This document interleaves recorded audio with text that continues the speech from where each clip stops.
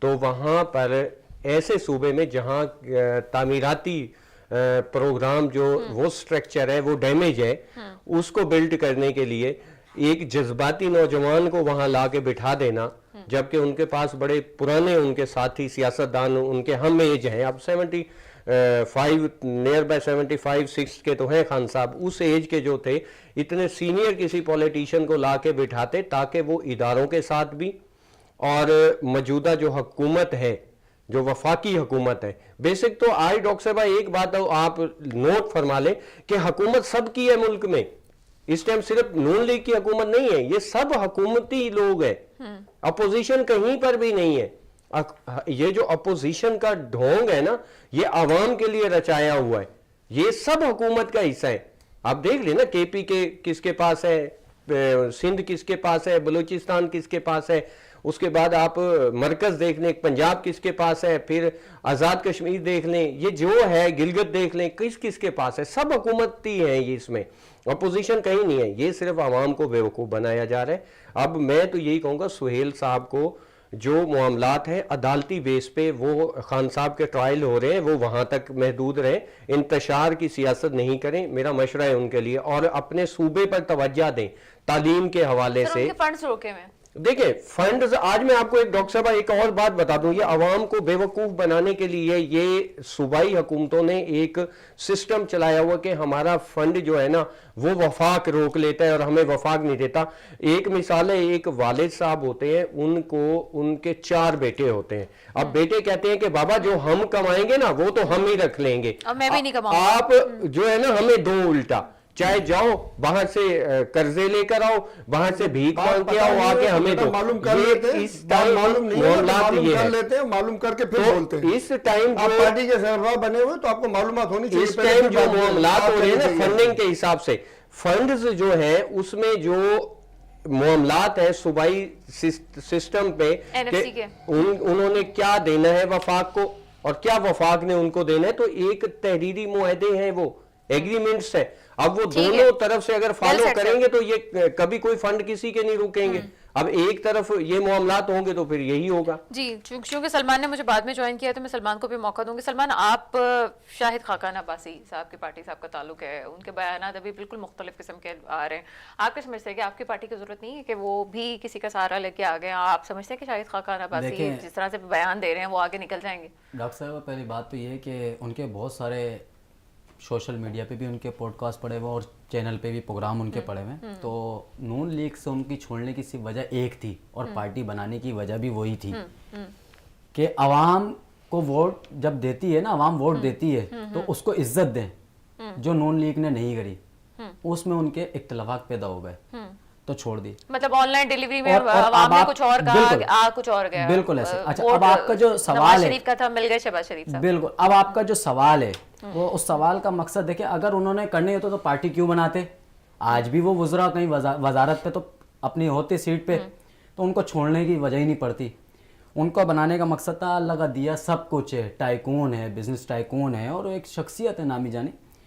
وجہ یہ ہے کہ انہوں نے کہا عوام کو ابھی تک کسی نے ریپرزینٹ نہیں کرا، عوام مایوس ہے، ٹھیک ہے، ہمارا ایک ہی نعرہ ہے، جو ہمارا نعرہ ہے وہ بدلیں گے نظام۔ اب اس کی طریقہ کار کیا ہے، اس کا دیکھیں کہ پورا گراف بنایا ہوا ہے، ماشاءاللہ سارے پی ایچ ڈی ہولڈر ہیں، تمام بڑے بڑے لوگ پارٹی میں انوالو ہیں۔ دوسری چیز یہ ہے کہ دیکھیں اس کا طریقہ یہ ہے کہ اس تمام چیزوں کو تمام لوگوں نے، عوام نے، پاکستان کی عوام نے، 25 کروڑ عوام نے تمام سیاسی جماعتوں کو آزما لیا ہے، سب نے اپنے اپنے مفاد کا فائدہ اٹھایا ہے، اپنے علاقوں سے الیکٹ ہوتے ہیں اور اس کے بعد پھر ان کے معاملات ہوتے ہیں امریکہ میں، تھائی لینڈ میں، بینکاک میں، ایسی جگہوں پہ، کوئی عمرے پہ ہوتا ہے تو کوئی بزنس ٹور پہ ہوتا ہے، ایسے ہم دوسری شخصیات ملک کے آتے ہیں تو ان کو کہتے ہیں شاہی خاندان آ رہا ہے، پاکستان سے جاتے ہیں تو بولتے ہیں اس کا تو ویسی ماشاءاللہ سے ہمارا پاسپورٹ ہی نل ہے 22 21 23 نمبر پہ ماشاءاللہ سے۔ تو دیکھیں بات صرف میں وہی بات، دوسری بات سیدھی سی یہ دیکھیں ہمارا طریقہ عوام پاکستان کا سیدھا سے مفتاح بھائی کا بھی اور شاہد خاقان عباسی صاحب کا بھی ہے کہ ہم اس کو تمام صوبوں کو ریفارم کریں گے، تمام تعلیم ہو گئے، قانون ہو گئے، اس کو ریفارم کرنا پڑے گا، اس کا طریقہ کار بنایا ہوا ہے، ٹھیک ہے۔ उनकी पॉलिसी एसओपीज बनाई हुई है। दूसरी चीज ये है कि जब तक आप निचली सतह पे अपनी हुकूमत निचली सतह पे जिलाई उस पे नहीं देंगे तब तक ये मामला क्लियर नहीं होंगे। सर बिल्कुल ठीक है, आपका मौका आ गया सर, अवार्ड में आपका मौका आ गया। तमाम सूबों को फंड मिलता है। जब सिंध सूबा जाता है वफाक में तो कहते हैं जी आपके हुकूमत को तो हमने फंड दे दिया है, तो वो वही फंड जाता कहाँ है?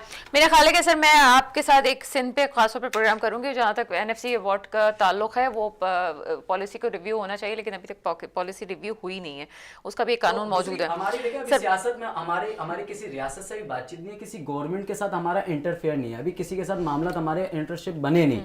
हमारे को देखिए अल्लाह ने चाहा स्पेस दिया तो इंशाल्लाह काम करेंगे। अभी हम अपनी ग्राउंड लेवल पे जो हमारी ग्रोथ है उसको हम जोड़ रहे हैं। ठीक है सर, शाहिद खाकान अब्बासी साहब को क्या ग्राउंड मिलना है, उनके फैसले उनकी चीज़ों को सब जानते हैं और पीआई में भी उनके रोल के हवाले से भी सब को इल्म है, और मिफ्ता इस्माइल साहब का भी अपना बिजनेस बैकग्राउंड भी सब जानते हैं। सर मैं उस लिहाज से तब भी मैं आपको बता दूं, ये मैंने मेट्रो पे भी कहा था, पीआई के जब वो चेयरमैन थे तब का बजट देख लें, और जब उन्होंने सर मैं तनकीद नहीं कर रही हूँ, मैं फैसलों की बात कर रही हूँ सर, मैं फैसलों की बात कर रही हूँ। एयर ब्लू एयरलाइन के वो ऑनर नहीं है, शेयर होल्डर है। देखिए एयर ब्लू के वो शेयर होल्डर है, वो कोई सर मैं तनकीद पे नहीं कह रही हूँ। आपने कहा ना कि अभी मौका नहीं मिला, तो शाहिद खाकान अब्बासी और मिफ्ता इस्माइल साहब को पाकिस्तान में मौका भी मिला है और ग्राउंड भी, और लोगों ने उन्हें पहचाना भी। तो 10 महीने 12 महीने में उन्होंने काम भी तो करें, आप देख लें। सर मैं बात करते हैं इस पे भी। आखिर की मैं आ जाती हूँ सलीम सचवानी साहब। सलीम सचवानी साहब, मैं सोहेल आफरीदी के हवाले से खासतौर पर पूछूंगी। अब वो लाहौर का रुख कर रहे हैं, कोट लखपत में वो असीरान से मिलेंगे, और मेन उनका टारगेट ये है कि वापस से पार्टी को रीयूनियन पंजाब में किया जाए। बहुत सारे वो कहते हैं जनाब पंजाब में मुझे कोई मसला होगा, अभी तक तो पंजाब हुकूमत कहती है कि हमने उनके लिए कोई मसला नहीं खड़ा किया, वो जब आना चाहते हैं वो आ जाएं। क्या कहेंगे? ये कहती हैं मगर करते नहीं हैं। अभी भी उन्होंने इनके रास्तों में रुकावटें भी खड़ी की, और एक होटल जहाँ पे इन्होंने लंच करने का प्रोग्राम बनाया होता वहाँ पे इन्होंने चारों तरफ से घेर के उसको बंद करवा दिया, उनको खाना भी खाने को नहीं दिया गया। अच्छा, ये फसायत बड़ी हुकूमत है, ये डरी हुई हुकूमत है। वरना आपके सामने जब पीटीआई की गवर्नमेंट थी, बिलावल साहब क्या, मौलाना फजल रहमान साहब क्या, शहबाज शरीफ, नवाज शरीफ, जो भी अवेलेबल होता था वो अपने रैलियां निकालता था। सिंध से लेकर इस्लामाबाद तक रैलियां गई हैं, और कोई किसी ने उफ तक नहीं किया, किसी ने उसको टच तक नहीं किया। चलें सर। मगर आज आप देख लें इन्होंने क्या हरकत लगाई हुई है। एक लीडर नहीं है, लीडर का एक कारकुन है, वो रैली निकाल रहा है। उस कारकुन से भी इनको परेशानी है कि वो इनका कारकुन भी बड़ी रैली निकाल जाएगा, इसलिए खाने तक को उन्होंने वो बैन किया कि वो खाना न खा सके, ताकि परेशान होकर जो जल्दी घर चले जाएं, लोग भूखे प्यासे रहे। आप बताएं जब इस तरह के हुकूमत पे होंगे तो कैसे चलेगा? ये तमाम फसायत सिर्फ इसलिए की जा रही है। ठीक है, बहुत शुक्रिया सलीम सचवानी साहब, आप वो लूटे और उसके ऊपर कोई आवाज न उठे। बहुत शुक्रिया सलीम सचवानी साहब। सलमान हाशमी साहब आपका बहुत शुक्रिया, और डॉक्टर शबीर अहमद साहब बहुत शुक्रिया। मेरे मुल्क पे हुक्मरान आए जो वाकई मेरे मुल्क के मुस्तकबिल की हिफाजत करें। इसके साथ ही प्रोग्राम का वक्त खत्म होता है, मुझे इजाजत दीजिएगा। खुदा हाफिज।